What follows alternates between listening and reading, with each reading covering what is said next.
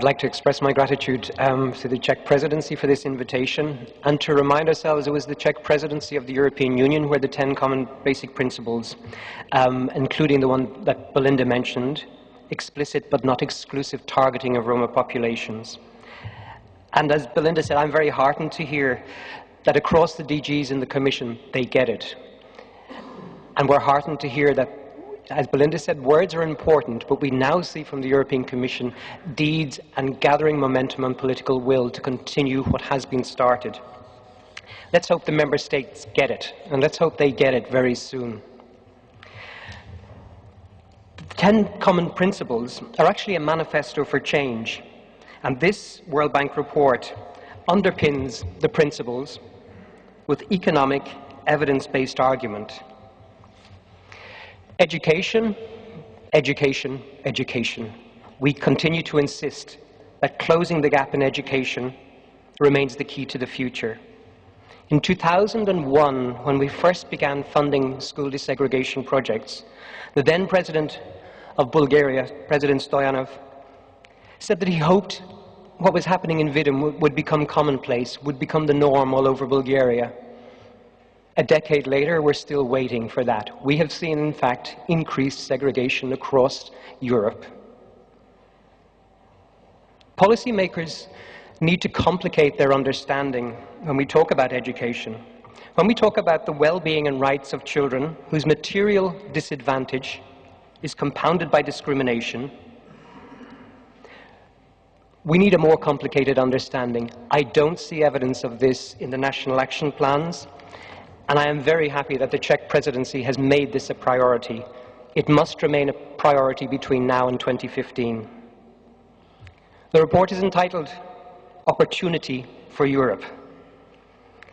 Let us not squander this opportunity.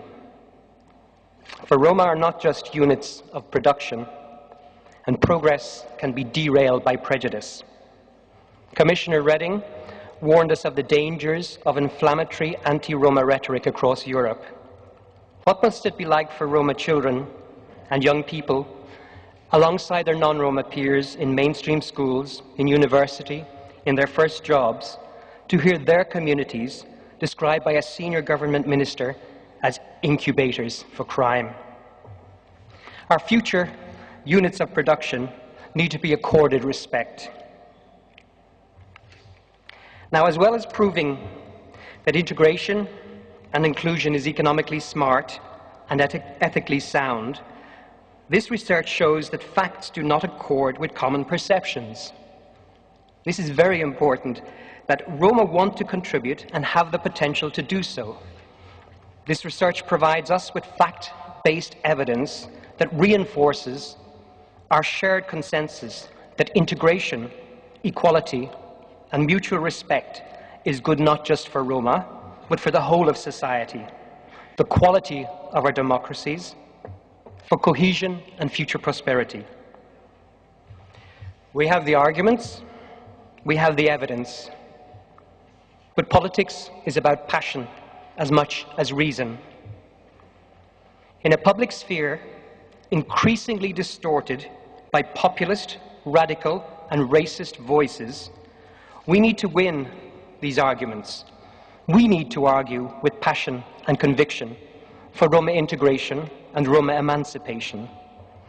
We need to convince national governments, local municipalities, and the wider population that this is the right thing to do, the smart thing to do. Our experience in Open Society Foundations, the Roma Education Fund, the World Bank, our experience has shown that change is possible. The level and poverty and desperation that has driven much of the migration that has become so topical shows that change is urgent. I sincerely hope that the insights contained in this report will be taken seriously by those elected to govern, who have a responsibility for the rights and well-being of all their citizens, regardless of their ethnicity. I'd like to thank the World Bank once again for this report, and our Czech hosts for the beginning of what is a very promising presidency. Thank you.